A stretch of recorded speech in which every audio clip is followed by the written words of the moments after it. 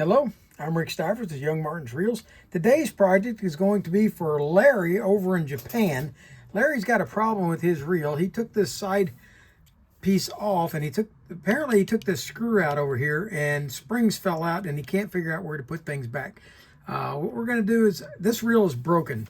I gave up on this reel almost 2 years ago, and maybe one day I'll get back to it and see if I can fix it. But the one part that does work on that reel is the button works.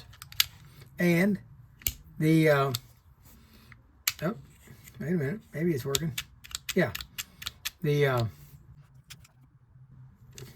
I could stand a little bit of lube, but yeah, the flipping switch on it, every now and then this thing will stick, but it does like it's supposed to there. Flip it over into flipping mode, and it flips. So this part of it works. So that's the part that Larry's having problems with. So we're going to do a quick takedown on this and show him how to fix that. The rest of this reel is going to stay a fail for now. Maybe one day I'm going to get back to it. This reel has been my nemesis.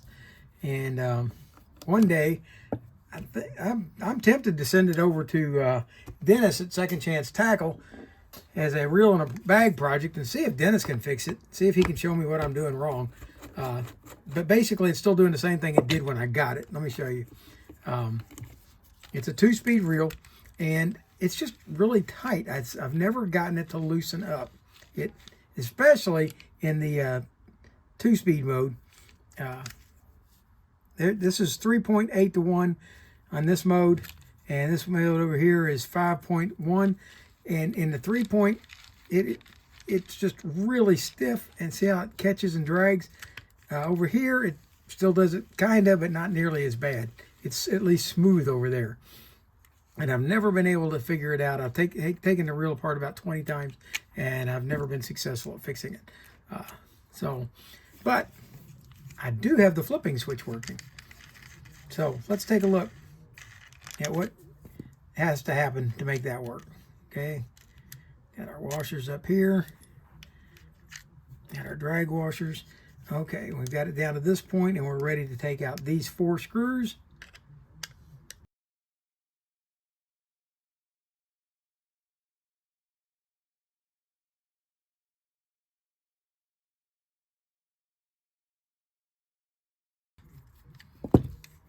Okay.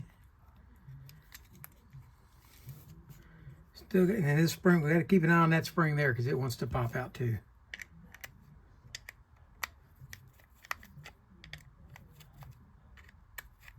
There we go. This will come out. And there went springs everywhere. Okay. Okay, this spring stayed. I had one that got this way. Let's see if I can locate him.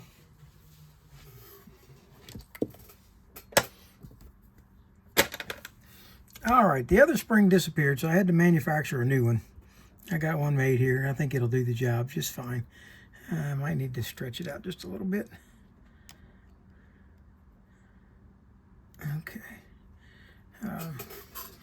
All right, but the question that you have is about this spring here. You said that you took this screw out and this came off, and then you couldn't figure out how this spring goes in. So I'm going to show you. This is exactly how it goes in. Okay, you got a 90-degree angle. That 90-degree angle comes up from the back side up through there. It comes out, just makes a little curly Q, and then the point of it goes into that corner right there. Okay.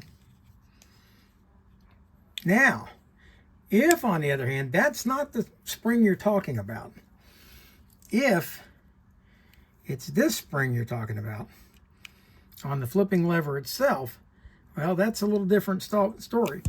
The ring on the end of that goes over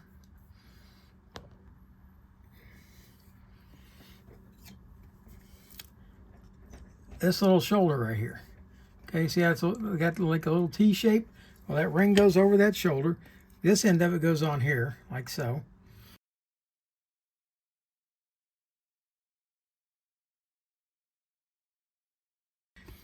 All right, let's try again. You got this rectangular shaped hole over here. You've got a round hole here.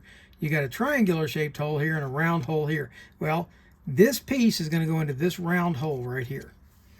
Okay, so We're going to hook that spring on to that shoulder right there.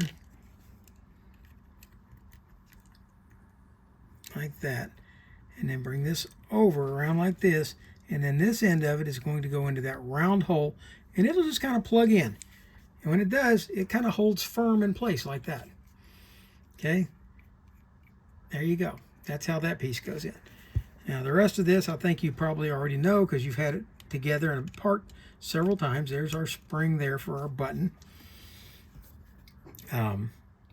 This gets a little bit tricky that I think you already know since I think you've already put that part together a couple times.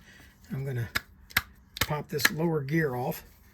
Okay, the lower gear is going to fit on here at the same time that this gear does. These two have to go together at the same time. Otherwise, they won't fit on here. Okay, they go kind of like this, and then this is going to fit onto here and slide down. And now we have to get the yoke onto those two posts, like that. Okay, I'm going to rotate this around so that this keyway here is facing up and down. It kind of makes it a little easier when we're aligning things. Okay, so that's there. Now we'll put our two springs back into place. There's the one I just made. And there's the other one. Okay. At that point, if I remember correctly, I believe the flipper switch should be in the aft position when we put this together. I think it makes it easier to go together. Okay, flipper switch is in the aft position. The springs are in place, everything's aligned, and now this is going to go back in. Let's bring it back out just a little bit. Okay. Like I said, the flipper's in this aft position. It's in the flip mode. Okay, we're going to slide this in. Let's go ahead and align this so it's pointing up and down like that. Okay, we'll slide this into place. Start bringing it in. And we've got to turn that a little bit probably to get the gears to line up.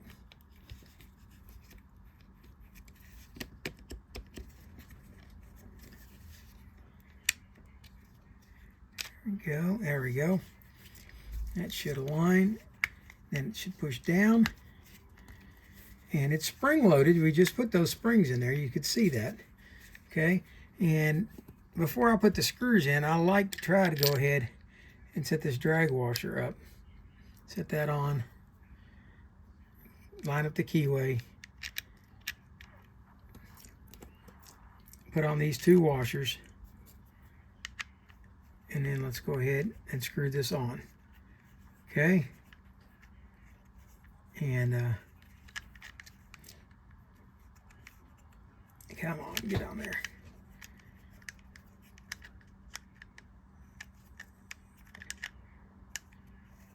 There we go.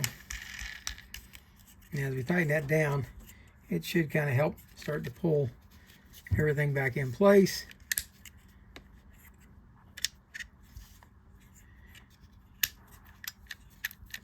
Okay, flipping switch is doing what it's supposed to do.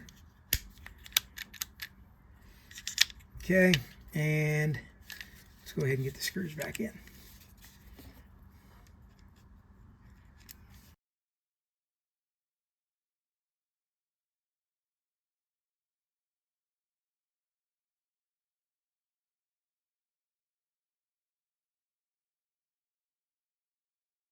Put the tensioner back on.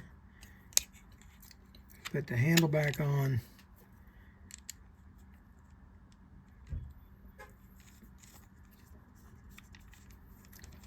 Put the 10mm nut back on.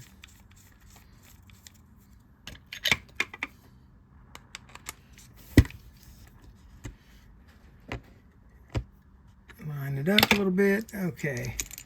And now we're going to put the cover plate back on.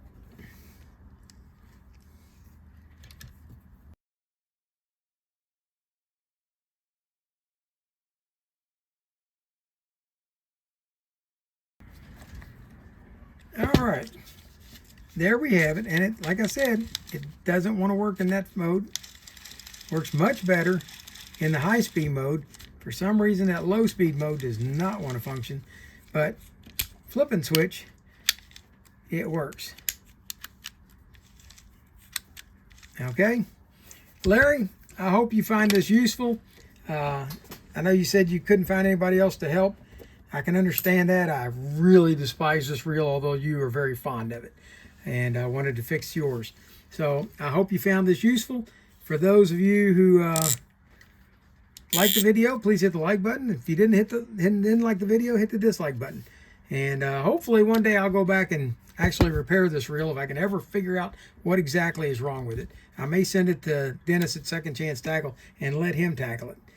For now, that's Rick Stivers with Young Martin's Reels, signing out.